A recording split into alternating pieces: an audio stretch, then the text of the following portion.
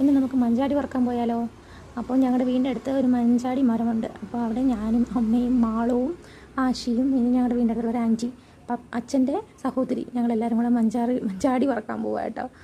ഇവിടെ മുഴുവനും കാടാണ്, പക്ഷെ മഞ്ചാടി കാണാൻ പോലും പറ്റുന്നില്ല. എന്നാലും ഞങ്ങൾ എങ്ങനെയൊക്കെ നോക്കി ഓരോന്നോരോന്ന് വിധം നോക്കി എടുക്കുന്നുണ്ട്. ഇപ്പോൾ ഇന്നത്തെ വ്ളോഗ് നമ്മുടെ മഞ്ചാടി വറക്കൽ.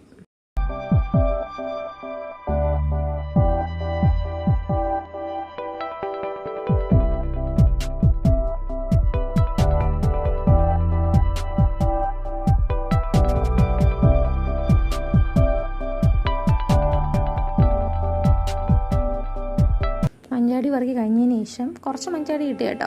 മഞ്ചാടി വറുക്കി കഴിഞ്ഞതിന് ശേഷം ഞങ്ങൾ അവിടെ തന്നെയുള്ള വീടും പുരയിടവും അവിടെയൊക്കെ നോക്കാൻ പോയി കേട്ടോ. അപ്പോൾ അവിടെ കുറച്ച് കാന്താരി നിൽപ്പുണ്ടായിരുന്നു. അങ്ങനെ ഞങ്ങൾ കാന്താരിയൊക്കെ പറിച്ചു.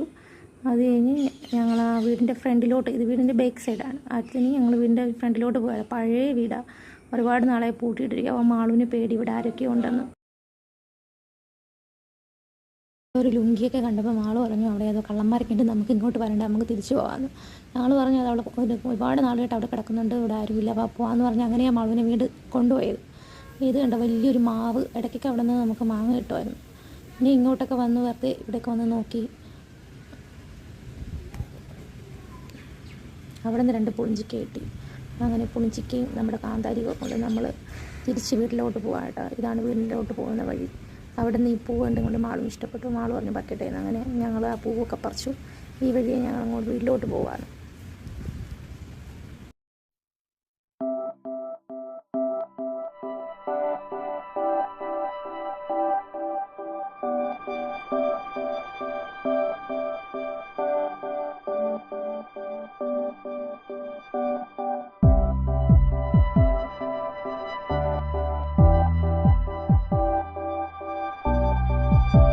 വീട്ടിലോട്ട് തിരിച്ച് പോയിക്കൊണ്ടിരുന്നപ്പോൾ മാള് പറഞ്ഞു മാളുവിന് തലയിൽ തേക്കാൻ വേണ്ടി ചെമ്പരത്തി ഇല വേണമെന്ന്. അങ്ങനെ നമ്മൾ ചെമ്പരത്തി ഇല പറിക്കാൻ പോയി.